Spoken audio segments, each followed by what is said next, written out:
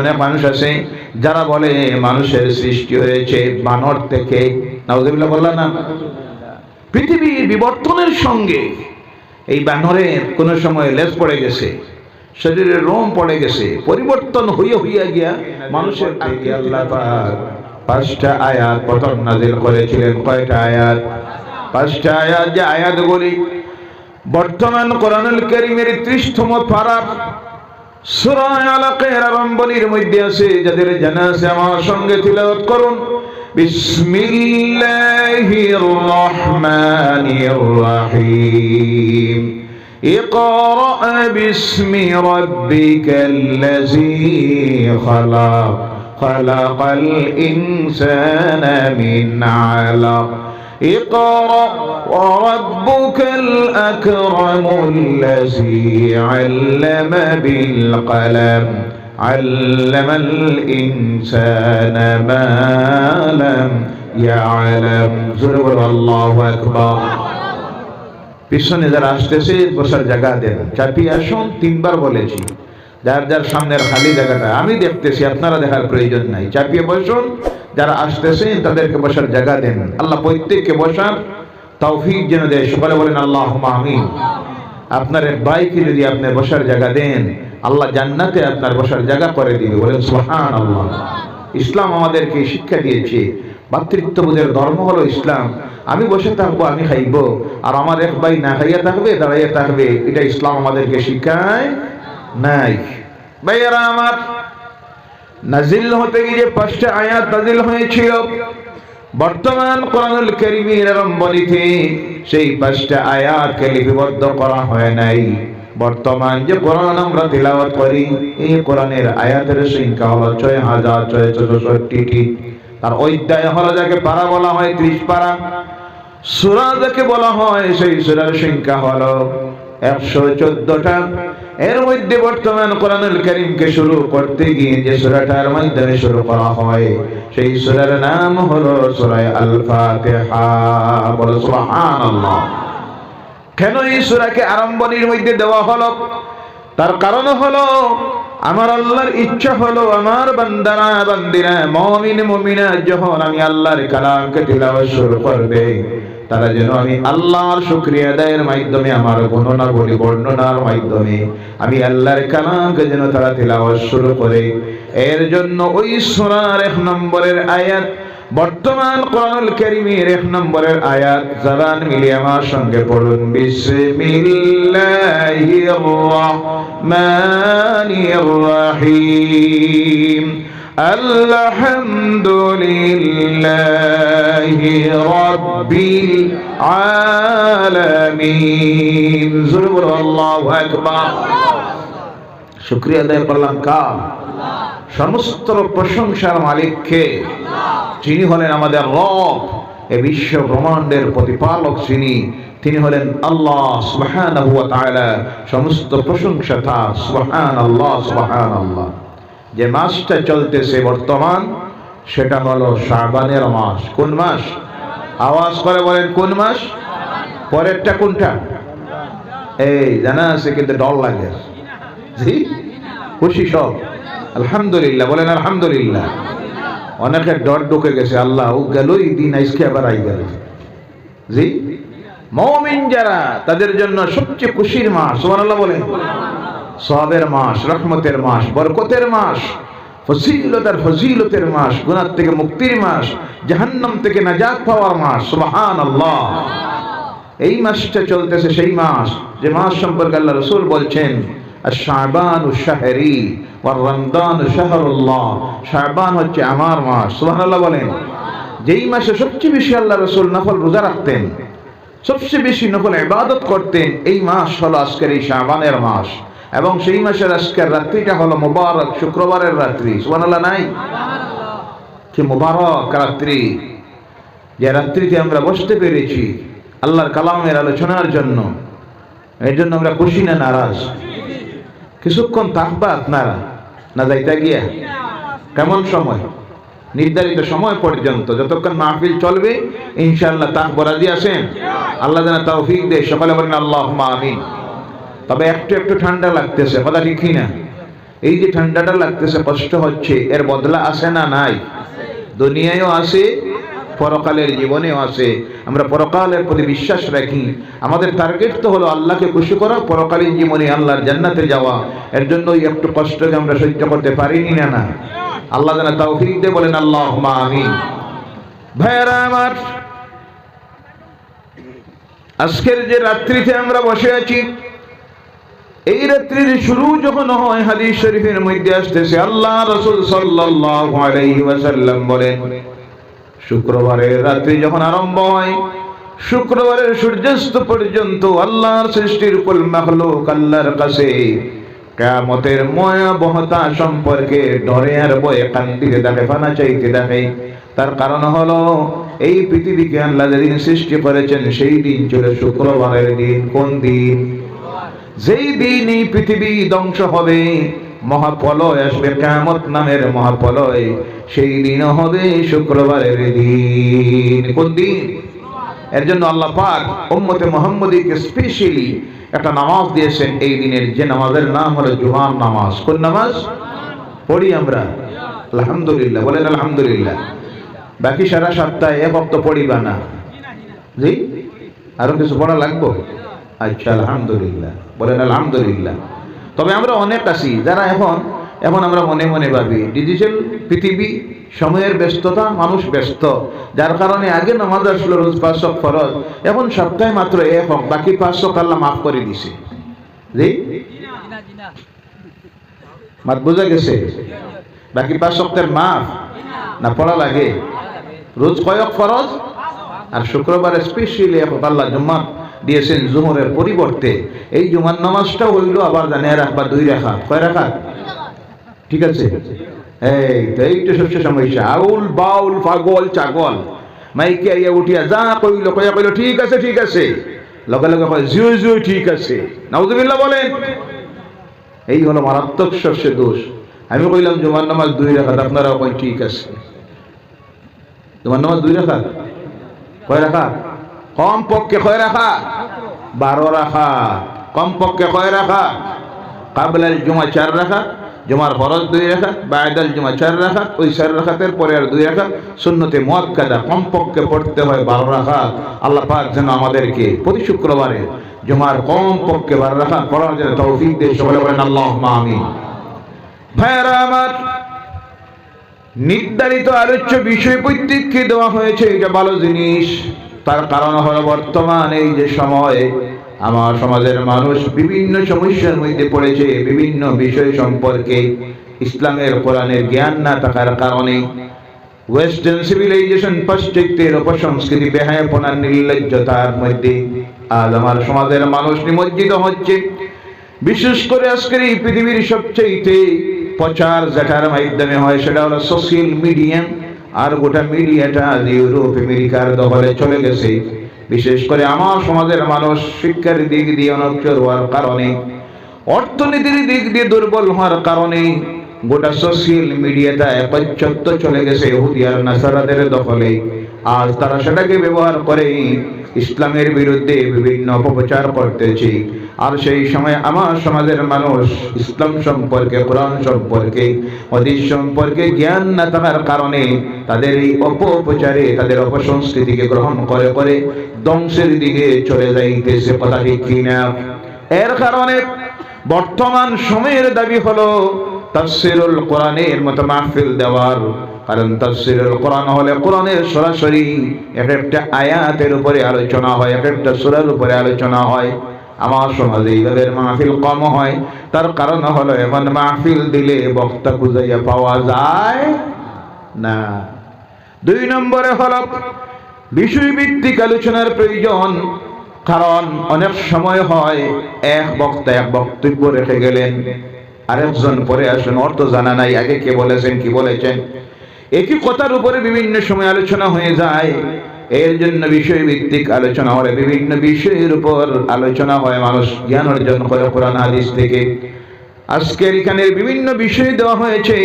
আমি আমার আলোচ্য বিষয়ের উপরে আলোচনায় যাওয়ার আগে আল্লাহর কালাম কোরআনুল কারীম থেকে একটা আয়াত তেলাওয়াত করেছি, সেই আয়াতের উপরে আলোচনায় যাব ইনশাআল্লাহ। বলেন ইনশাআল্লাহ। ও আমার ভাইয়েরা মুসলমানেরা, এমন একটা ধর্মগ্রন্থ আমরা পেয়েছি যে ধর্মগ্রন্থ দুনিয়ার এমন কোনো বিষয়ে বাকি রাখে নাই। দুনিয়ার মানুষের জন্য, বর্তমান পৃথিবীর মানুষ, অতীতের মানুষ, ভবিষ্যতের মানুষ যারা আসবে, প্রত্যেককে কোরআন যা কিছুর প্রয়োজন হবে সব বলে দিয়েছে। কিছু মানুষের মনে প্রশ্ন জাগতে পারে, এই কোরআন তো হলো ১৫০০ বছর আগের, আর বর্তমান পৃথিবী হলো সায়েন্সের পৃথিবী, বিজ্ঞানের পৃথিবী। আজকের এই পৃথিবী পরিচালিত হচ্ছে বিজ্ঞান দিয়ে, সায়েন্স দিয়ে, কম্পিউটার দিয়ে, ইন্টারনেটের মাধ্যমে, স্যাটেলাইটের মাধ্যমে, ল্যাপটপের মাধ্যমে পৃথিবী পরিচালিত যখন হচ্ছে, এই বিজ্ঞানের যুগে কি ১৫০০ বছর আগের কোরআন কাটে? এই বিজ্ঞান নিয়ে কি কোরআন কথা বলেছে? যারা কোরআন সম্পর্কে জ্ঞান নেই তারা এইভাবে কমেন্ট গুলো করেন। কোরআন যদি পড়ে আমরা দেখি আল্লাহ পাক তার এই কালাম গোটা কোরআনটাকে বিজ্ঞান দিয়ে ভরপুর করে দিয়েছে। সুবহানাল্লাহ বলেন। যার জন্য আল্লাহর কালাম কোরআনুল কারীমের যে সূরাটাকে কোরআনের কলব বলা হয়, হৃদয় বলা হয়, হার্ট বলা হয়, যে সূরার নাম হলো সূরা ইয়াসিন। কোন সূরা? সূরা ইয়াসিনের আরম্ভের মধ্যে আল্লাহ বলছেন, বিসমিল্লাহির রহমানির রহিম, ইয়াসিন ওয়াল কুরআনিল হাকীম। জোরে বলো আল্লাহু আকবার। ওয়াল কুরআনিল হাকীম, বিজ্ঞানময় কোরআন। সুবহানাল্লাহ বলেন। আধুনিক বিজ্ঞান সম্পর্কিত সৌরজগৎ থেকে শুরু করে ভূজগৎ, ভূতত্ত্ব পর্যন্ত শুরু করে যে কথাগুলি কোরআন বলেছে, তার থেকে বিজ্ঞান নিয়ে কথা যা বলেছে আলাদা যদি করা হয়, দেখা যায় বর্তমান কোরআনের ৫ পারার মতো হয়ে যায়। সরাসরি সায়েন্সের উপর কথা বলেছে, যে ধর্মগ্রন্থ তার নাম হলো কোরআন। সুবহানাল্লাহ বলেন। ইনডিরেক্টলি কথা বলেছে, দেখা যায় ফার্স্ট টু লাস্ট, আলিফ লাম মিম যালিকাল কিতাবু লা রাইবা ফীহ থেকে শুরু করে মিনাল জিন্নাতি ওয়ান নাস পর্যন্ত দেখা যায় প্রতিটি আয়াতের মধ্যে বৈজ্ঞানিক দৃষ্টিভঙ্গি দিয়ে কথা বলেছে আল্লাহর কালাম কোরআনুল কারীম। সুবহানাল্লাহ। ও আমার ভাইরা, যার কারণে আজকের এই পৃথিবীর দিকে দেখলে পরে দেখা যায় সোশ্যাল মিডিয়ায় বিভিন্ন সময় আমরা দেখি যারা আজ নিজের স্ব ইচ্ছায় আল্লাহর দ্বীন ইসলাম গ্রহণ করতেছে, এদের মধ্যে বেশিরভাগ মানুষ হলো যারা জ্ঞান বিজ্ঞান নিয়ে, সায়েন্স নিয়ে রিসার্চ করতেছে, গবেষণা করতেছে। বৈজ্ঞানিক শ্রেণীর মানুষ, ডাক্তার হল, বড় বড় সায়েন্টিস্টরা, তারা নিজে রিসার্চ করতেছে, গবেষণা করতেছে, ধর্ম নিয়ে রিসার্চ করে গিয়ে দেখতেছে একমাত্র ধর্মগ্রন্থ বর্তমানের বিজ্ঞানের যুগে পৃথিবীতে কাপ কাটায় যে ধর্মগ্রন্থ তার নাম হলো কোরআন, আর সত্য ধর্ম হলো ইসলাম। যার কারণে সোশ্যাল মিডিয়ায় প্রতিদিন দেখা যায় অগণিত এইভাবে উচ্চ শিক্ষিত মানুষ যারা জ্ঞান বিজ্ঞানের উপর রিসার্চ গবেষণা করতেছে, তারা তাদের নিজের স্বইচ্ছায় পড়তেছে লা ইলাহা ইল্লাল্লাহু মুহাম্মাদুর রাসূলুল্লাহ। জোরে বলো লা ইলাহা ইল্লাল্লাহ, লা ইলাহা ইল্লাল্লাহু মুহাম্মাদুর রাসূলুল্লাহ সাল্লাল্লাহু আলাইহি সাল্লাম। ও আমার ভাইরা, আজকের এই আধুনিক বিজ্ঞানের যুগে এখনো কিছু মানুষ আছে যারা বিভিন্নভাবে কুসংস্কার ধারণার মধ্যে এখনো আছে, যার মধ্যে দেখবেন অনেক মানুষ আছে যারা বলে মানুষের সৃষ্টি হয়েছে বানর থেকে। নাউযুবিল্লাহ বললাম না? পৃথিবীর বিবর্তনের সঙ্গে এই বানরের কোনো সময় লেজ পড়ে গেছে, শরীরের রোম পড়ে গেছে, পরিবর্তন হইয়া গিয়া মানুষের আকৃতি ধারণ করেছে। বলে নাউযুবিল্লাহি মিন যালিক। আমার আল্লাহ রাব্বুল আলামিন তার কালাম কোরআন এমন ধর্মগ্রন্থ, দুনিয়ার আর কোন ধর্মগ্রন্থ সেই বিষয়ে কথা বলে নাই। কথা বলেছে আল্লাহর কালাম কোরআনুল কারীম। এই মানুষের সৃষ্টি সম্পর্কে আমার আল্লাহ রাব্বুল আলামিন বলেছেন, ইয়া আইয়ুহান নাসু واتقوا ربكم الذي خلقكم من نفس واحدة وخلق منها زوجها وبث منهما رجالا كثيرا ونساء الله أكبر يا أيها الناس হে মানব মণ্ডলী ভয় করো তোমার রব আল্লাহকে যিনি তোমাদেরকে সৃষ্টি করেছেন একই সত্তার থেকে তার জীবন সঙ্গিনী আর ওখান থেকে তার দুইজন থেকে অগণিত নারী আর পুরুষকে তিনি সৃষ্টি করেছেন বলেন সুবহানাল্লাহ। এখানে আল্লাহ পাক বলতেছেন আমি সৃষ্টি করেছি তোমাদেরকে আদম থেকে তার জীবন সঙ্গিনী হাওয়াকে আর তার দুইজন থেকে অগণিত নারী আর পুরুষকে আমি সৃষ্টি করেছি। এবার প্রশ্ন আসতে পারে আদমকে আল্লাহ পাক কিভাবে সৃষ্টি করেছেন? আল্লাহ তার কুদরতের হাত দিয়ে মাটি আর পানির সংমিশ্রণে ওই আদমের কাঠামোটাকে সৃষ্টি করেছিলেন। এটা হলো আদম সৃষ্টির পদ্ধতি।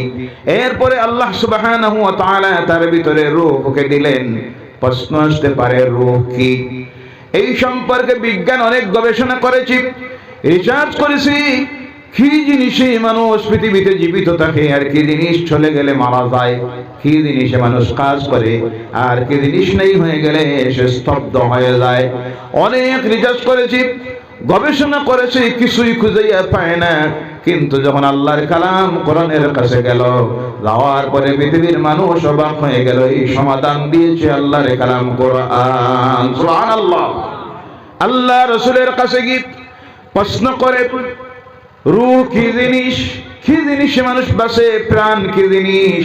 সঙ্গে সঙ্গে আল্লাহ সুবহানাহু ওয়া তাআলা জবাব দিয়ে দিলেন। কোরআনে আসতেছে ইয়াসআলুনাকা আনির রূহ কুলির রূহু মিন আমরি রাব্বি। জোরে বলো সুবহানাল্লাহ। আপনার কাছে এসে মানুষ প্রশ্ন করতেছে রূহ কি জিনিস। হে রাসূল আপনি বলে দেন এটা হলো আল্লাহর একটা আদেশ। যতক্ষণ আল্লাহ আদেশ দেন কাজ করতে থাকে, আর যখন আল্লাহ বলেন চলে আয়, সঙ্গে সঙ্গে সেই নির্দেশটা বাইর হয়ে চলে যায়। তখন ওই চলার মানুষটা মৃত মানুষ হয়ে যায়। সুবহানাল্লাহ। এবার এই মানুষকে আল্লাহ কিভাবে সৃষ্টি করেছেন?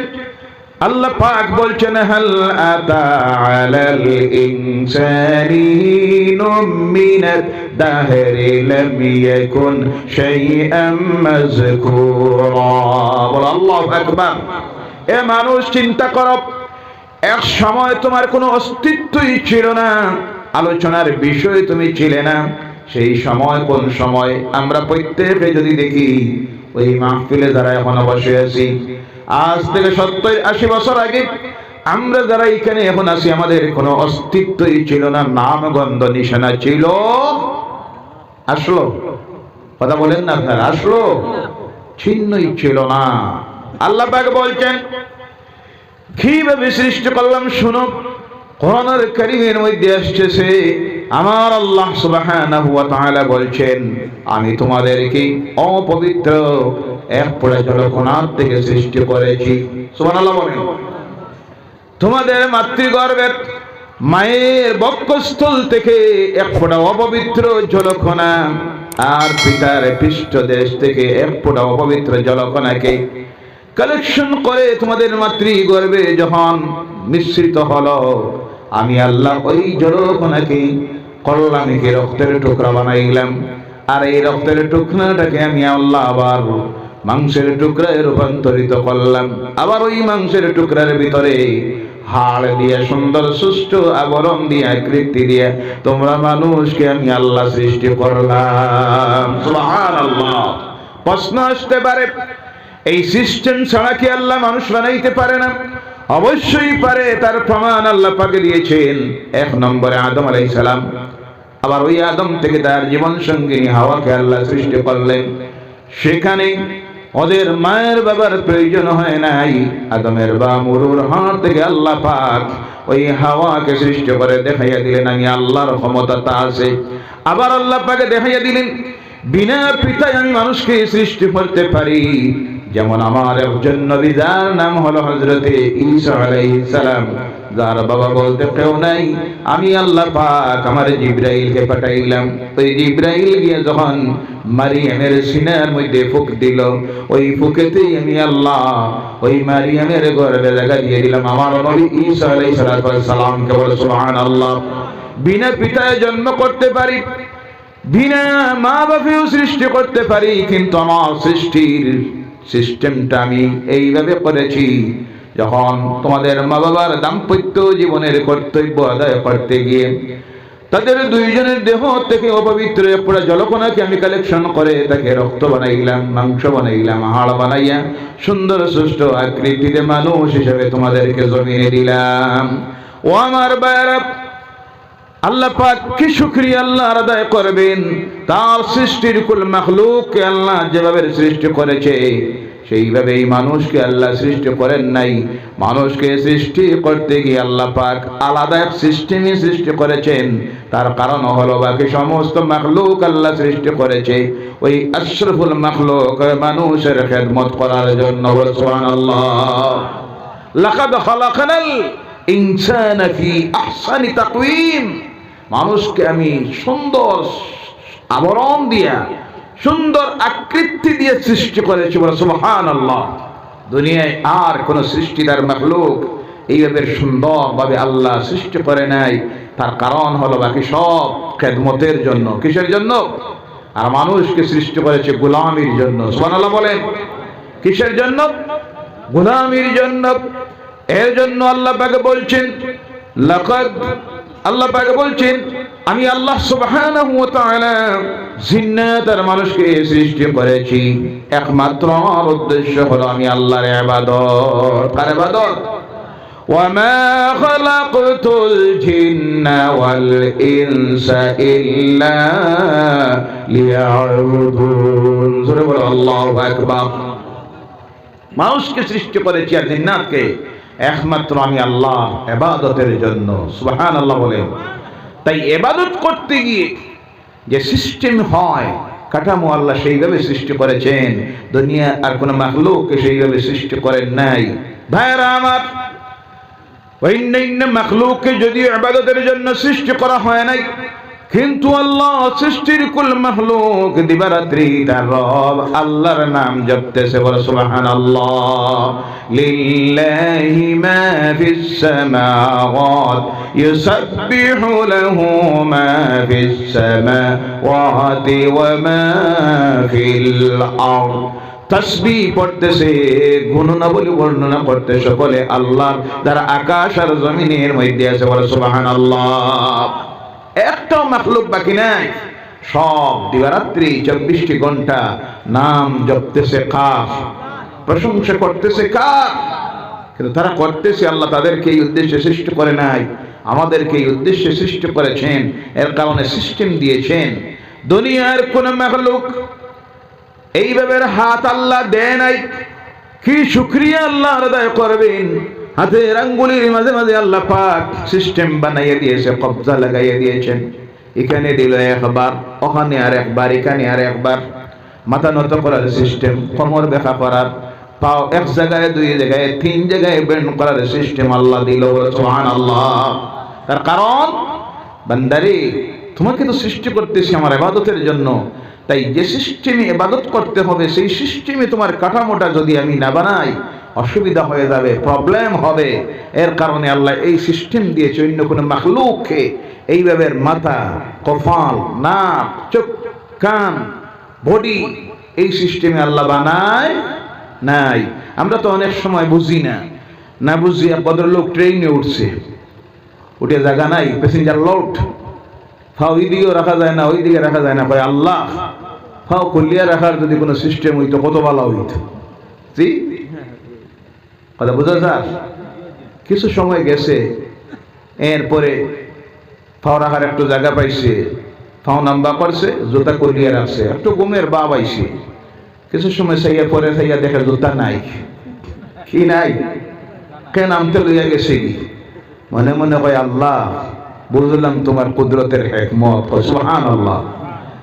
ফাও যদি কুলিয়া রাখার সিস্টেম থাকতো, আর কুলিয়া যদি রাখতাম জুতার লোকে তো ফাও যাইতো। মাদ্রাসা না মিশা, কি হিকমত আল্লাহ! খোলার দরকার নাই, কিন্তু ব্যান্ড করার সিস্টেম আল্লাহ বানাই দিয়েছেন। বলেন সুবহানাল্লাহ। তার কারণ হলো এই বান্দা যখন তার রব আল্লাহর সামনে দাঁড়াবে, কোন সময় রুকুর অবস্থায় দাঁড়াতে হবে, কোন সময় সিজদার অবস্থায় যেতে হবে। এর জন্য আমার আল্লাহ রাব্বুল আলামিন এত সুন্দর সিস্টেমই মানুষকে বানাইলেন, যাতে করে আল্লাহর সামনে রুকু করতে গিয়ে তার কোনো অসুবিধা যাতে না হয়, সিজদায় যাইতে যাতে না অসুবিধা না হয়। এর কারণে আল্লাহ সুবহানাহু ওয়া তাআলা ওই গোলামদের প্রতি যে ইবাদতের নির্দেশ দিয়েছেন, সেই ইবাদতের নাম হলো নামাজ। আল্লাহর শুকরিয়া আদায় করা এক নম্বরের যে মাধ্যম, যে ইবাদত, সেটার নাম হলো নামাজ। আর এই নামাজ পড়তে গিয়ে বান্দার প্রত্যেকটা অঙ্গ যেন আল্লাহর সামনে সারেন্ডার হয়ে সিজদায় পড়ে যায়, এই সিস্টেমে আল্লাহ তার বডিটাকে বানাইয়াছেন। বল সুবহানাল্লাহ। যার কারণে দেখা যায় একজন মানুষ যখন আল্লাহর কুদরতের কদমে সিজদায় পড়ে, তার শরীরের একটা অঙ্গ বাকি থাকে না। চুল থেকে শুরু করে নাক, কান, চোখ, হাত, গোটা বডির প্রত্যেকটা অঙ্গ যার সামনে সারেন্ডার হয়ে সিজদায় পড়ে যায়, তার নাম হলো আল্লাহ। বলো সুবহানাল্লাহ। এর কারণে আল্লাহ যে মানুষ হিসাবে সৃষ্টি করেছেন, এর শুকরিয়া আদায় করা এক নম্বরের পদ্ধতি হলো যে ইবাদত, তার নাম। আর জোরে বলেন, তার নাম কি? শুকরিয়া আল্লাহর আদায় করবেন। এই মানুষকে আল্লাহ সুবহানাহু ওয়া তাআলা চোখ দিলেন, কি শুকরিয়া আল্লাহর। আমার বাইরে এই চোখের হেফাজতের জন্য সানগ্লাসের উপরে লাগাইয়া দিয়েছেন কে? আল্লাহ সুবহানাহু ওয়া তাআলা। বলেন সুবহানাল্লাহ। এই চোখের মধ্যে ধুলাবালি যাতে না ঢুকে, কি সুন্দর সিস্টেমে আল্লাহ পাক ওই লোমগুলি দিলেন। আজকের আধুনিক বিজ্ঞান রিসার্চ করে কি অবাক হচ্ছে। ও আমার বাইরা দেখাবেন, চোখের হেফাজতের জন্য তার উপরে যে পর্দাটা দেওয়া হয়েছে, আপনি পর্দাকে অর্ডার দিতে হয় না, পর্দারে আমার চোখ বাসা। আপনার চোখের সামনে একটা আঙ্গুল নিয়ে দেখাবেন, আঙ্গুল চোখের কিনারায় যাওয়া মাত্র তার সিস্টেমই আছে, সঙ্গে সঙ্গে এই পর্দাটা চোখের হেফাজত করে নে। সুবহানাল্লাহ। ভাইরা আমার, আল্লাহ পাক কি সুন্দর সিস্টেমে তোমার কানটাকে তৈরি করলেন। আধুনিক বিজ্ঞান রিসার্চ করে গিয়ে দেখেছে, এই কানের হেফাজতের জন্য আল্লাহ পাক প্রথমে এই কানের ভিতরে 7টা ট্রেনিং দিয়েছে। সুবহানাল্লাহ বলে, যাতে করে কোনো ভাইরাস, জীবাণু, ধুলাবালি সরাসরি যেন মানুষের ব্রেইনের ভিতরে গিয়ে না ঢুকে। ওই 7টা ট্রেনিং এর পরে গিয়ে আবার দেখা যায় এত পাতলা একটা পর্দা আল্লাহ লাগাইয়া দিয়েছেন, যাকে কানের পর্দা বলা হয়। অনেক সময় বলা হয় কানের পর্দা ফেটে গিয়েছে, জখম হয়ে গিয়েছে। ওই পর্দাটার আবার হেফাজতের জন্য মানুষের কানের ভিতরে কিছু পাতলা নোমের আল্লাহ ব্যবস্থা করে রেখেছেন, যাতে করে ওই কানের ভিতরে দিয়ে জীবাণু, ভাইরাস, ধুলাবালি পানি গিয়ে ঢুকে যাতে ব্রেইনে এফেক্ট না করে।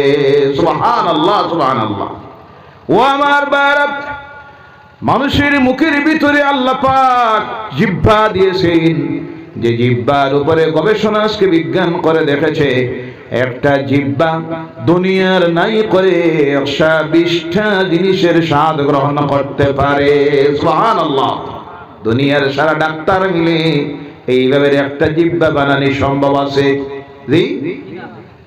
এর মধ্যে চিনি দিলে একটা টেস্ট, লবণ দিলে আর একটা, কাঁচামরিচ দিলে আর একটা, তেঁতুল দিলে আর একটা, প্রত্যেকটার আলাদা স্বাদ অনুভব করার ক্ষমতা আল্লাহ পাক তার কুদরত থেকে দিয়ে দিয়েছেন। সুবহানাল্লাহ।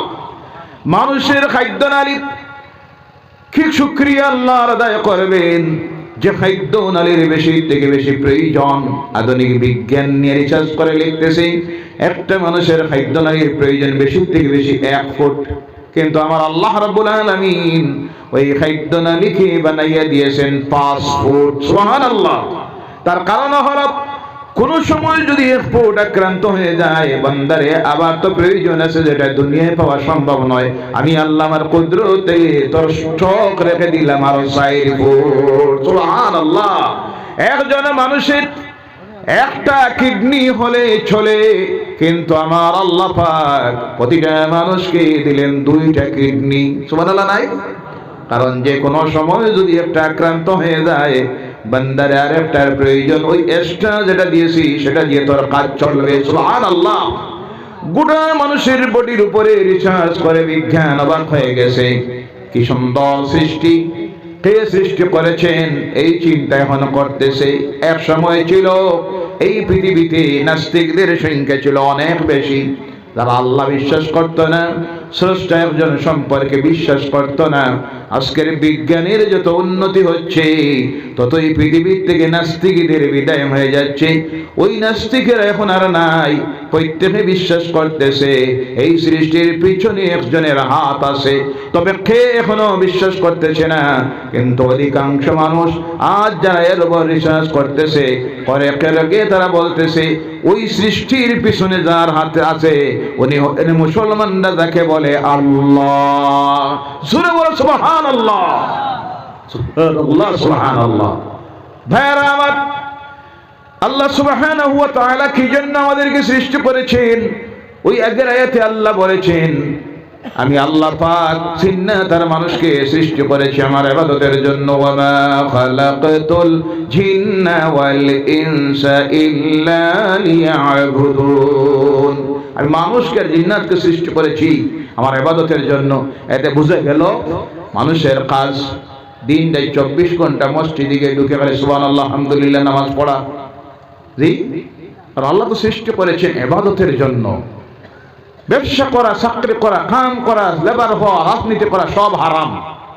জি, তাই আল্লাহ তো সৃষ্টি করেছে ইবাদতের জন্য। ভাইয়েরা আমার, ক্লিয়ার কথাটা বুঝেন। ইবাদতের জন্য সৃষ্টি করেছেন। ইবাদত কি? আমরা অনেকেই মনে মনে শুধু ভাবি নামাজ পড়াটার নামই হলো শুধু ইবাদত, রমজান আসলে রোজা রাখাটা শুধু ইবাদত, হজে যাওয়া শুধু ইবাদত, যাকাত দেওয়া শুধু ইবাদত। ওই চারটাই কাজ শুধু ইবাদত নয়। ও মুসলমান, তোমার জীবনের 24টি ঘন্টার প্রত্যেকটি কাজ হতে হবে ইবাদত। বলো সুবহানাল্লাহ। ইসলাম সেই শিক্ষা দিয়েছে, সেই সিস্টেম বানাইয়ে দিয়েছে। একজন মানুষ ঘুম থেকে উঠলেন, আল্লাহর ঘর থেকে আওয়াজ দেওয়া হলো, হাইয়া আলাস সালাহ, হাইয়া আলাল ফালাহ, আসসালাতু খায়রুম মিনান নাওম। এবার ঘুম থেকে আপনি উঠলেন, ওই উঠেই আপনার ইবাদত শুরু হয়ে গেছে। সুবহানাল্লাহ। ঘুম থেকে উঠলেন, উঠা মাত্র আমার রাসূল শিখিয়ে দিয়ে গেছেন, ঘুম থেকে যখন ওঠো তোমাদের হাতটা দৌত করো, মুখমণ্ডল দৌত করো। সুবহানাল্লাহ বলেন। ওযু না, ওযুর ব্যাপার পরে রাসূলের সুন্নাত হলো ঘুম থেকে উঠা মাত্র হাত মুখ দৌত করা। হাত দৌত করলেন, মুখ দৌত করলেন। করতে গিয়ে তখন যদি মনের মধ্যে আসে আমার রাসূল ঘুম থেকে উঠার পরে এইভাবে হাত দৌত করতেন, মুখমণ্ডল দৌত করতেন, ওই করা মাত্রই ওই দোয়াটা তোমার জন্য ইবাদত হয়ে গেছে। সুবহানাল্লাহ। এবার 2 নম্বরে কাজ, অধিকাংশ বাথরুমে আমরা যাই, কেউ গিয়ে পেশাব করি, কেউ পায়খানা করি। ওই বাথরুমে গিয়ে ঢুকতে আমার রাসূল যেইভাবে ঢুকেছিলেন সেইভাবে যদি আমি ঢুকি আর সেই সময় যদি ওই দোয়াটা পড়ি, আল্লাহুম্মা ইন্নী আউযু বিকা মিনাল খুবুসি ওয়াল খাবাইস। লেট্রিনে গিয়ে ঢুকলাম, পেশাব করলাম, পায়খানা করলাম, বসতে গিয়ে আমার রাসূলের তরিকা অনুযায়ী আমি বসলাম। ওই পেশাব করা বসাটা আমার ইবাদত হয়ে গেছে। সুবহানাল্লাহ। এরপরে ইস্তিনজা করলেন, করতে গিয়ে যদি ইসলামের শিক্ষা আমার রাসূলের শিখানো পদ্ধতিতে করলেন, এটাও আপনার ইবাদত হয়ে গেল। ওখান থেকে বাইর হলাম, গিয়ে ওযু করলাম, কি করলাম? ওযু করলাম, ওযু করা ইবাদত। ওযু করে মসজিদের দিকে রওনা করলাম। ওই যে মসজিদের দিকে রওনা করেছি, আমার প্রত্যেকটা কদম আল্লাহর দরবারে ইবাদত হয়ে গেছে। সুবহানাল্লাহ। প্রতি কদমে কদমে আল্লাহ পাক 10টা করে নেকি দিতেছে, আর আপনার আমার আমলনামা থেকে আল্লাহ 10টা করে গুনাহ ডিলিট করতেছে। সুবহানাল্লাহ বললা না? এবার দিন শুরু হয়েছে, দেখেন ইবাদত আল্লাহ যে তৈরি করেছে আমাদেরকে ইবাদতের জন্য। মসজিদে গিয়ে ঢুকলাম, ঢুকার সময় আমার রাসূলের শিখানো পদ্ধতিতে ডান পাটা মসজিদের ভিতরে ঢুকাইলাম, আর ঢুকাইতে গিয়ে পড়লাম আল্লাহুম্মা আফতাহলি আবওয়াবা রাহমাতিক। ওই ঢুকাটাও ইবাদত হয়ে গেছে। সুবহানাল্লাহ। গিয়ে সুন্নত নামাজ পড়লাম, বসে থাকলাম, অপেক্ষা করতেছি জামাত কখন আরম্ভ হবে। ওই বসা অবস্থায় কোনো তাসবিহ পড়লাম না, তিলাওয়াত করলাম না, চুপ করে বসে আছি। কিতাবের মধ্যে আসতেছে আল্লাহর বান্দারা যখন মসজিদে ঢুকে ফরজ নামাজের জামাতের অপেক্ষা করে যতক্ষণ বসে থাকে, আল্লাহ তাদের আমলনামায় নফল ইবাদতের সব লিখতে থাকে। বলে সুবহানাল্লাহ। এরপরে নামাজে দাঁড়াইলাম, ইবাদত শুরু হলো। নামাজ শেষ করে ঘরের দিকে রওনা করলাম। ঘরের মধ্যে আসলাম, আসার পরে নিজের ছেলেটাকে কিনারায় বসাইলাম। বসে বললাম, বাবারে মক্তবের তোমার পাঠ কোনটা বাইর করে দিলাম, আধা ঘন্টা তারে পাঠ। এরপরে তাকে সাজাইয়া বুঝাইয়া স্কুলের দিকে পাঠাইয়া দিলাম। ওই যে তারে আমি শিক্ষা যেটা দিলাম, আল্লাহর কাছে কত বড় ইবাদত হয়ে গেছে। আল্লাহ রাসূল বলছেন, খায়রুকুম মান তাআল্লামাল কুরআন ওয়া আল্লামা। তোমাদের মধ্যে সবচেয়ে সম্মানিত ব্যক্তি জমিনে তারা আল্লাহর কালামের জ্ঞান অর্জন করে আর জ্ঞান দান করে। বলে সুবহানাল্লাহ। এই আমলটা আমাদের মধ্যে নাই। নিজের ছেলে মেয়েকে নিজে যে কিছু গাইড দেই, কিছু পড়াই, এই দায়িত্বটুকু আমরা ছেড়ে দিয়েছি। সব ছেড়ে দিয়েছি মক্তবের শিক্ষকের হাতে আর স্কুলের মাস্টার সাহেবের কাছে। কথা ঠিক কি না? মক্তবের শিক্ষক পাঠ দেন 1 ঘন্টা। কত সময়? 1 ঘন্টা। আর স্কুলে পাঠ দেওয়া হয় 3 থেকে 4 ঘন্টা। কথা ঠিক কি না? এখানে হোম ওয়ার্ক দেওয়া হয়। এই ডিউটি কার? মা এবং বাবা। আমরা এই ডিউটিটা আদায় করি বেশিরভাগ আমার সমাজের মানুষেরা। বাহ, বিকালবেলায় ডিউটি হইল বাজারের চার দোকান। জি আছে না নাই? বেশিরভাগ এখন তো, গতকালও আমি বলেছি, এখন আমরা ডিউটি কোনটা? কারে টিকে টিভিরে খাওয়াই দেওয়া যায় আর কারে না দেওয়া যায়।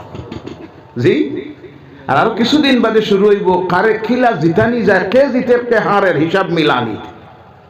তার নিজের বাড়ির খবরও নাই, তার নিজের খবর নাই। জিতাইতে জিতাইতে হারাইতে হারাইতে পরে গিয়ে দেখা যায় গুল্লা। অন্য সমাজের মানুষ যারা গিয়ে দেখেন এখন যান না, তারা এই চিন্তায় নাই। তারা চিন্তায় ব্যবসার, পড়ার, উন্নতি, ভোট দিব কোন জায়গায় কোন জায়গায়, এটা বহুত আগে সিদ্ধান্ত লইয়া গেছে। কথাটি কি না? আমরা শুধু আজে বাজে চিন্তা করে করে সব শেষ করে দিতেছি। আমার দায়িত্বকে আমি আদায় না করার কারণে সেই সময়টা যদি মার্কেটে বাজারে গিয়ে না বসে, বাজে আড্ডা না দিয়ে, চার দোকানে সময় নষ্ট না করে আমার ছেলেটাকে নিয়ে বসতাম, মেয়েটাকে যদি একটু গাইড দিতাম, তাহলে আমার এই ছেলের 1st ডিভিশন আসতো, 4-5টা লেটার আসতো, প্লেস পাইতো, নামি দামি কলেজ ইউনিভার্সিটিতে অ্যাডমিশন পাইতো। আমার তো এই চিন্তা নাই। আমি মার্কেটে, ছেলে মোবাইল নিয়ে রাস্তার কিনারায়, পরীক্ষা দিল, রেজাল্ট আইলো, 3rd ডিভিশন। কোন ডিভিশন? 3rd division. মার্ক হইল 45%, 35%, 40%। এখন দেখা যায় নামি দামি কলেজ ইউনিভার্সিটিতে ভর্তির সুযোগ নাই। এরপরে আর কয়েকদিন গেল, কলেজে হায়ার সেকেন্ডারি ফেল, আস্তে আস্তে বিদায়, শিক্ষার জীবন শেষ। এই ধারাবাহিকতায় চলতে চলতে গিয়ে গোটা জাতি শিক্ষার দিক থেকে পিছনে চলে গিয়েছে, শিক্ষার রাস্তাকে ছেড়ে দিয়েছে, যার কারণে আজ এই জাতির উন্নতি কখনো সম্ভব হচ্ছে। একটা জাতির, সমাজের উন্নতির জন্য 1 নম্বরে বর্তমান যে হাতিয়ার, বর্তমান এই পৃথিবীর আধুনিক বিজ্ঞানের যুগে, সেই হাতিয়ার হলো জ্ঞানের হাতিয়ার। কথা কি না ভাইরা আমার? এবার ঘরে আমি, ছেলে মেয়ে যখন স্কুল কলেজে চলে গেল, আমি আপনি কেউ ব্যবসার দিকে রওনা করলাম। আমার ব্যবসা ক্ষেত্রে যাওয়ার সময় ঘর থেকে বাইরে হতে গিয়ে যদি এই নিয়তটা দেখে আমার রাসূল ব্যবসা করেছিলেন, এর জন্য আমি ব্যবসায় যাচ্ছি, এই যাওয়াটাও তোমার জন্য ইবাদত হয়ে গেছে। সুবহানাল্লাহ। ব্যবসা ক্ষেত্রে গেলেন, কর্মস্থলে গেলেন, চাকরিজীবী তার কর্মস্থলে যাওয়ার সময় এই নিয়ত যদি থাকে, আমি যে আজকে আমার কর্মস্থলে যাচ্ছি, যাওয়ার পরে এখানে যা উপার্জন করব, হালাল উপার্জন করব, আর এই দিয়ে যেটা আমি খরচ করব আমার স্ত্রীর নিচে, স্ত্রীর খাওয়া দাওয়া, ঔষধ ভরণ পোষণের জন্য, আমার ছেলে মেয়ের জন্য, তাদের থাকার জন্য ঘর দেওয়ার প্রয়োজন, গাড়ি দেওয়ার প্রয়োজন, বাড়ি দেওয়ার প্রয়োজন। এদের পিছনে যা খরচ করবেন হালাল উপার্জনের মাধ্যমে, আল্লাহ রাসূল সাল্লাল্লাহু আলাইহি ওয়াসাল্লাম বলছেন, আল্লাহর দ্বীনের রাস্তায় সদকা করলে যে সওয়াব, কোন ব্যক্তি যখন তার পরিবার পরিজন, মা বাবা, স্ত্রী, ছেলে মেয়ের পিছনে রুজি করে, ইনকাম করে, ব্যবসা করে, চাকরি করে, খরচ করে, সেটাও আল্লাহর রাস্তায় সদকার সমতুল্য হয়ে যায়। সুবহানাল্লাহ বলেন। ইবাদত চলছে না? না জি, ইবাদত চলতেছে। চাকরি করতেছেন, এটা ইবাদত। ব্যবসা করতেছেন, তো ইবাদত। রাজনীতি করেন, সকালে ঘর থেকে বাইরে হলেন। আমার নবী রাজনীতি করেছিলেন, কথা ঠিক কি না? জি, কথা বুঝেন না আপনারা? আমরা তো মনে মনে ভাবি আল্লাহ রাসূল সাল্লাল্লাহু আলাইহি সাল্লাম মনে হয় এক মসজিদে ইমামতি পড়তা, 5 ওয়াক্ত নামাজ পড়াইতা, কিছু ওয়াজ করতা, দাওয়াত জিয়াবত খাইতা, তারাবির নামাজ পড়াইতা, জানাজার নামাজ পড়াইতা, তাসবিহ লইয়া মাঝে মধ্যে আটিতা আর সুবহানাল্লাহ আলহামদুলিল্লাহ দিতা। নাউযুবিল্লাহ বলেন। এই জীবন আমার নবীর ছিল না। দুনিয়া সবচেয়ে উত্তমতম রাজনীতিবিদ যিনি ছিলেন, তিনি ছিলেন জনাবে মুহাম্মদ রাসূলুল্লাহ সাল্লাল্লাহু আলাইহি সাল্লাম। এমন একজন রাজনীতিবিদ যিনি ছিলেন স্বাধীন মদিনা নামের রাষ্ট্রের প্রথম রাষ্ট্রপতি, সুবহানাল্লাহ বললেন না, প্রধানমন্ত্রী, বিচারপতি, সুবহানাল্লাহ সুবহানাল্লাহ। ও আমার ভাইরা, সেই নবীর আদর্শকে গ্রহণ করে রাজনীতির ময়দানে আপনি নামলেন, জনগণের সেবা করতেছেন। ওই সেবাটাই যদি আল্লাহ রাসূলের তরিকা মতো হয়, তাহলে ওই রাজনীতিটা হয়ে গেছে ইবাদত। সুবহানাল্লাহ। ও আমার ভাইরা, এবার যখন ব্যবসা ক্ষেত্রে গিয়েছেন, শ্রমিক তার কর্মস্থলে গিয়েছে, ব্যবসায়ী ব্যবসায়, রাজনীতিবিদ রাজনীতির রাস্তায় গিয়ে আপনি যা কিছু করতেছেন, প্রত্যেকটা কাজ যদি ইসলামের নির্দেশ অনুযায়ী আমার রাসূলের অনুসরণ অনুকরণে হয়, প্রত্যেকটা কাজ হয়ে গেছে ইবাদত। সুবহানাল্লাহ। এবার সেই ইবাদতের লাইনচ্যুত যাতে আপনি না হন, আল্লাহ যাতে বলে না যান, আমার আল্লাহ পাক 5টা জায়গায় সিগন্যাল রেডি করে রেখেছে। 1 নম্বরে হলো, বান্দারে ঘর থেকে বাইর হয়েছে, দুপুর এবার 12:30, ফোনে 1টা বাজতেছে, আমি আল্লাহকে তুমি বলে দিতে পারো। এর জন্য যাতে আমি আল্লাহকে না বলে যাও, আমার ঘর থেকে তোমাদের কানে আওয়াজ পৌঁছাইয়া দেওয়া হচ্ছে, আল্লাহু আকবার, আল্লাহু আকবার, হাইয়া আলাস সালাহ, হাইয়া আলাল ফালাহ। তখন তুমি ফিরে যাও, দুনিয়ার সমস্ত ব্যস্ততা ছেড়ে দিয়া চলে যাও আল্লাহর ঘরে, আল্লাহর কুদরতের কদমের সামনে গিয়ে সিজদা দিয়ে দেও। প্রমাণিত হয়ে যায়, বান্দা আমি আল্লাহকে বলে নাই, আমি আল্লাহর নির্দেশ মেনে জমিনে চলতেছি। বিকাল হলো, সূর্য পশ্চিম আকাশে চলে গেছে, আবার আল্লাহকে যাতে বলে না যাই, আল্লাহ পাক আবারও সেই ব্যবস্থা করে রেখেছেন, তার ঘর থেকে সিগন্যাল দেওয়া হয়, আল্লাহু আকবার, আল্লাহু আকবার, হাইয়া আলাস সালাহ, হাইয়া আলাল ফালাহ। দুনিয়া সবকিছু তখন ছেড়ে দিয়ে আল্লাহর সামনে গিয়ে যদি তার ঘরে হাজির হয়ে যাও, এবার প্রমাণিত হয়ে গেছে দুনিয়ার কোনো কিছু আমার বান্দাকে আমি আল্লাহর স্মরণ থেকে গাফিল করতে পারে নাই, আমার সামনে এসে দাঁড়িয়ে গেছে।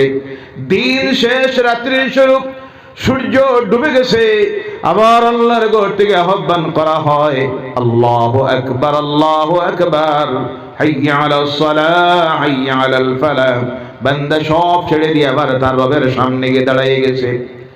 এবার রাত্রি হয়েছে, ডিউটি শেষ, ঘুমিয়ে যাবে বান্দারে। এই ঘুমানোর সময় যেন আমি আল্লাহকে বলে না যাস, এর জন্য আবার আওয়াজ দেওয়া হয়।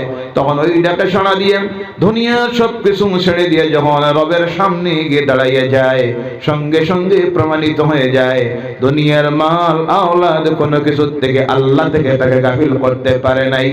এর জন্য তো আল্লাহ সতর্ক করে দিতেছেন আর বলছেন, ইয়া আইয়ুহাল্লাযীনা আমানু লা তুলহিকুম আমওয়ালুকুম ওয়ালা أولادكم عن ذكر الله ومن يفعل ذلك فأولئك هم الخاسرون الله أكبر। হে ঈমানদারেরা, তোমাদেরকে তোমাদের মাল এবং আওলাদ যেন আমি আল্লাহ স্মরণ থেকে গাফিল না করে।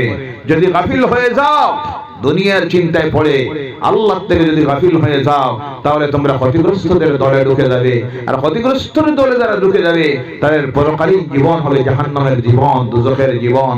এর কারণে ভাইয়ারা আমার, আমাদের প্রত্যেকটি কাজ যদি ইসলামের নির্দেশ অনুযায়ী, রাসূলের আদর্শ অনুযায়ী হয়, দুনিয়ার 60-70 বছরের যে জীবন কাটাই এখান থেকে অতিবাহিত হব, ওই 60-70টা বছরের দিবারাত্রি হয়ে যাবে ইবাদত। সুবহানাল্লাহ বলেন। রাত্রিতে ঘুমাতে গেলেন, ঘুমাইতে গিয়ে মনের মধ্যে আসলো আমার রাসূল কেমনে ঘুমাইতেন। উত্তর দক্ষিণ হয়ে আল্লাহ রাসূল ঘুমাইতেন। উত্তর দিকে মাথা দিয়া, দক্ষিণ দিকে পা দিয়া আমার রাসূল ঘুমাইতেন। পশ্চিম দিকে মুখমণ্ডল দিয়া, ডান হাতটা মাথার নিচে দিয়া। ওই সিস্টেমে আপনি যখন ঘুমাইতে যাবেন, ওই ঘুমটাও হয়ে যাবে ইবাদত। সুবহানাল্লাহ। প্রত্যেকটি কাজ যদি হয় রাসূলের আদর্শ অনুযায়ী, অনুসরণ আর অনুকরণের মাধ্যমে, তাহলে আপনার জীবনের প্রত্যেকটি 24টি ঘন্টা ইবাদত আর ইবাদত। এর জন্য আল্লাহ বলছেন, তো আমি তোমাদেরকে সৃষ্টি করেছি আমার ইবাদতের জন্য।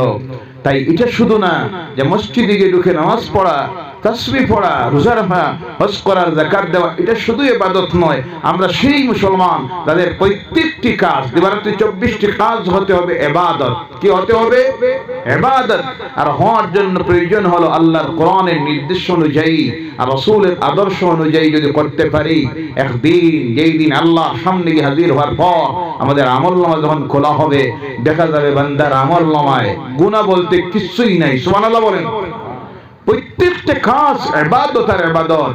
সেই দিন আল্লাহর পক্ষ থেকে ঘোষণা দেওয়া হবে, সালামুন কাওলাম মির রাব্বির রহিম ওয়া আমতাজুল ইয়াওমা আইয়ুহাল মুজরিমুন।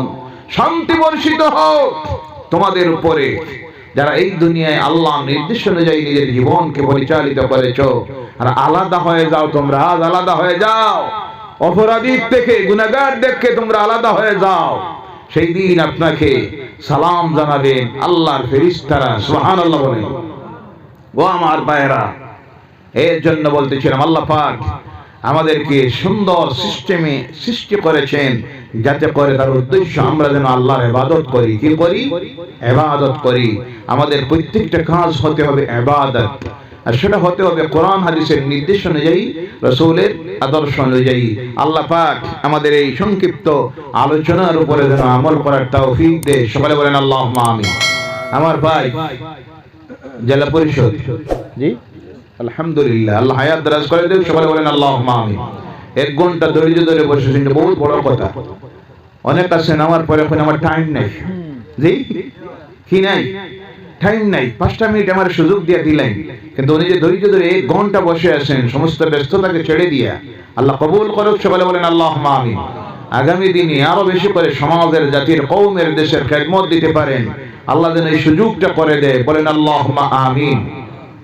আল্লাহুম্মা আমিন ইয়া রাব্বাল আলামিন। রব্বানা যালামনা, আমরা আগর প্রেসিডেন্ট আলাউদ্দিন মাস্টার তিনি মারা গেছেন, 100 টাকা দিয়েছেন তাহলে দোয়া করা। ওয়া ইল্লাম তাগফির লানা ওয়া তারহামনা লানাকুনান্না মিনাল খাসিরিন। ربنا آتنا في الدنيا حسنة وفي الآخرة حسنة وقنا عذاب النار وادخلنا الجنة مع الأبرار برحمتك يا عزيز يا غفار يا رب العالمين. اللهم يا رب البعث العتيق اعتق رقابنا ورقاب آبائنا وأمهاتنا وإخواننا وأزواجنا وأولادنا من النار يا ذا الجود والكرم والفضل والمن والعطاء والإحسان. اللهم احسن عاقبتنا في الأمور كلها وأجرنا من خزي الدنيا وعذاب الآخرة. رب العالمين এই মুবারক শাবানের মাসের আজকের শুক্রবারের রাত্রিতে আমরা গুনাহগারেরা এই মুবারক ইসাদ সাদের মাহফিলে এসে বসে ঠান্ডাকে উপেক্ষা করে বসে আছি আল্লাহ। কারণ আমরা গুনাহগার, আমরা শিয়াকার, আমরা বদকার, জীবনে অনেক গুনাহ করেছি আল্লাহ। যার কারণে এই ঠান্ডার রাত্রিতে শত শত তোমার বান্দাদেরকে নিয়ে জীবনের সমস্ত গুনাহগুলির কথা স্মরণ করে খালেদ দিলে তওবা করে তোমার দরবারে হাত পাতাইছি আল্লাহ রব্বুল আলামিন। আমাদের তওবাকে তুমি কবুল করে নাও, আমাদের আমলনামার জীবনের গুনাহগুলি তুমি মাফ করে দাও। সেই সঙ্গে আল্লাহ আমরা যারা তোমার দরবারে হাত তুলেছি আর এই মাহফিলের আয়োজন যারা করেছেন সাহায্য সহযোগিতা দিয়ে সুপরামর্শ দিয়ে রব্বুল আলামিন, আমাদের অনেকের মা এই দুনিয়ায় নাই, অনেকের আব্বা এই দুনিয়ায় নাই, অন্ধকার কবরের ভিতরে চলে গিয়েছেন। আজকের এই মুবারক শাবানের মাসের শুক্রবারের রাত্রি এই সালো সবের মাহফিলটাকে ওসিলা বানাইয়া তুমি মাবুদের দরবারে আরজ করতেছি আল্লাহ, আজকের এই মাহফিলটার খাতিরে আমাদের মা বাবার জীবনের গুনাহগুলি তুমি মাফ করে দাও। আয় আল্লাহ, তাদের কবরে অগণিত রহমতের ঝড়ি বর্ষণ করে দাও, তাদের অন্ধকার কবরগুলিকে জান্নাতুল ফিরদাউসের টুকরা বানাইয়া দাও। সেই সঙ্গে আল্লাহ যাদের মা বাবা জমিনে আছেন নেক হায়াত দাও, অনেকের মা বাবা অসুস্থ, শিফায়ে হাজার শিফায়ে কামিলা নসিব করে দাও।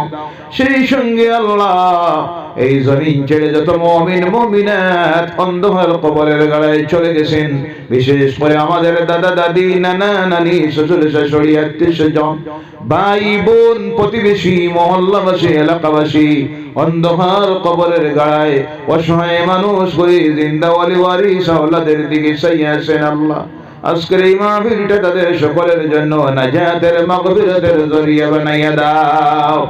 সেই সঙ্গে আল্লাহ তোমার নেক বান্দা ওখানে শুয়ে আছেন মুন্সি আব্বাস আলী রহমতুল্লাহি তাআলা আলাইহির রূহ মুবারকের সর পৌঁছাইয়া দাও, বান্দার কবরটাকে জান্নাতের টুকরা বানাইয়া দাও আল্লাহ। দোয়া চাও এসে কমিটির প্রাক্তন সভাপতি জনাব আলাউদ্দিন সাহেব জমিনে নাই, অন্ধকার কবরের গাড়ায় চলে গেছেন, বান্দার জীবনের গুনাহগুলি মাফ করে দাও, ওনার কবরটাকে জান্নাতের টুকরা বানাইয়া দাও। আরো যত মানুষ মসজিদ মাদ্রাসা এইভাবে মাজারের খেদমত করে করে জমিন থেকে চলে গেছেন, আজকের এই সওয়ালের মাহফিলটা তাদের জন্য নাজাতের জরিয়া বানাইয়া দাও। সেই সঙ্গে আল্লাহ আমরা যারা হাত তুলেছি আমাদের প্রত্যেকের দিলের নেক আশাগুলি পূর্ণ করে দাও। অভাবী ভাইয়েরা দোয়া চায় তোমার কুদরত থেকে অভাব দূর করে দাও, ব্যবসায়ী ভাইয়েরা দোয়া চায় ব্যবসায় বরকত দাও, অগণিত ঋণগ্রস্তরা দোয়া চায় তোমার কুদরত থেকে ঋণ মুক্ত বানাইয়া দাও। অগণিত অসুস্থ মানুষ নার্সিং হোম মেডিকেল কলেজে বাড়ি করে শুয়ে আছে, আল্লাহ তোমার কুদরত থেকে তাদেরকে শিফায়ে হাজার শিফায়ে কামিলা নসিব করে দাও। রাজনীতিতে জড়িত যারা অনেকেই মঞ্চে বসে আছেন আল্লাহ তাদের প্রত্যেককে আগামী দিনে আরো বড় বড় পদে নির্বাচিত করো, যাতে করে সমাজের কওমের দেশের খেদমত দিতে পারে তৌফিকটা দিও ইয়া আল্লাহ। যে খেদমতটুকু দিতেছেন তারা আরো বেশি করে খেদমত দিতে পারে তৌফিকটা দাও রব্বুল আলামিন। তোমার দরবারে আরজ রাখি আল্লাহ, এই জমিনে আমরা চিরস্থায়ী নয় চলে যাব আল্লাহ, যাওয়ার সময়টা বড় কঠিন সময়, সেই সময় আমাদেরকে সাকরাতুল মউতের ঘাটে আটকাইও না আল্লাহ রব্বুল আলামিন। বারবার তোমার দরবারে আরজ করতেছি এই জমিনে যতদিন এরকম আল্লাহ ইজ্জতের জিন্দেগিটা দিও, বেইজ্জতের জিন্দেগি দিও না, পেরেশানির জিন্দেগি দিও না, অভাবের জিন্দেগিটা দিও না ইয়া আল্লাহ। অগণিত যুবকেরা দোয়া চায়, বেকার করতেছে, রুজি রোজগার কারবার নাই, চাকরি নাই, তোমার কুদরত থেকে তাদের হালাল রুজি রিজকের ব্যবস্থাটা করে দাও। মা বোনেরা পর্দার আড়ালে বসে বসে হাত তুলতেছেন, তাদের জীবনের গুনাহগুলি মাফ করে দাও। খাস করে আল্লাহ এই জমিনে আমরা মজলুম, তুমি মাবুদ ছাড়া ইবাদতের কেউ নাই। আয় আল্লাহ, এই সময়ে যখন এই প্যান্ডেলের নিচে বসে আছি মাবুদ, হাজার হাজার মুসলমানদের যাওয়ার জায়গা নাই, বাড়ি নাই, ঘর নাই। রব্বুল আলামিন একমাত্র অপরাধ কলেমা পড়ার কারণে, তোমার দিন গ্রহণ করার কারণে আল্লাহ এদেরকে তোমার কুদরত থেকে সবর করার তৌফিক দাও, তোমার কুদরত থেকে তাদের বাড়ি ঘরের টাকা খাওয়ার ব্যবস্থাটা করে দেও ইয়া আল্লাহ। আল্লাহ অনেক ছেলে মেয়েরা আজকে মেট্রিক হায়ার সেকেন্ডারি পরীক্ষা দিবে, যাদের ভবিষ্যৎকে ধ্বংস করে দিল, জীবন অন্ধকার, ভবিষ্যতে কি জানে না, আল্লাহ যারা এই সব ব্যবহারটা করতেছে মাবুদ, তোমার কুদরত থেকে এই জমিনটাই তুমি ইনসাফ করিও ইয়া আল্লাহ। আয় আল্লাহ, তোমার দরবারে বারবার আরজ করতেছি, মৌতটা যখন দিবা শাহাদাতের মৌতটা দিও, রমজানের মাসে মৌতটা দিও আল্লাহ, শুক্রবারে মৌতটা নসিব করিও। মৌতের আগে একটাবার নয়ন বারে তোমার ঘর আর তোমার হাবিবের বাড়িটা নিয়ে দেখাইও আল্লাহ। আয় আল্লাহ, তোমার দরবারে বারবার আরজ করতেছি, মৌতটা যখন দিবা বেইজ্জতির মত দিও না, রাস্তাঘাটে ফেলাইয়া মারিও না আল্লাহ, চোর ডাকাতের হাতে ফেলাইয়া, জালিমদের হাতে ফেলাইয়া মৌতটা দিও না। আয় আল্লাহ, আমাদের জান মাল ইজ্জত আবরু, মসজিদ মাদ্রাসা কোরআন কবরস্থান ঈদগাহ আল্লাহর ওলিদের মাজার সব তোমার কুদরতের হাতের আওয়ালা, তুমি মাবুদ ছাড়া এই জমিনে হেফাজতের কেউ নাই। আয় আল্লাহ, জীবনের শেষ সময়টা যখন হাজির হবে, নূরের নবী নয়নের সামনে হাজির করে দিও।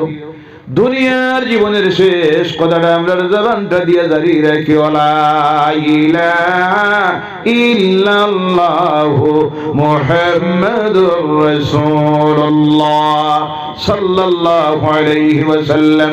সুবহান রাব্বিকা রাব্বিল ইজ্জাতি আম্মা ইয়াসিফুন ওয়া সালামুন আলাল মুরসালিন ওয়াল হামদুলিল্লাহি রাব্বিল আলামিন।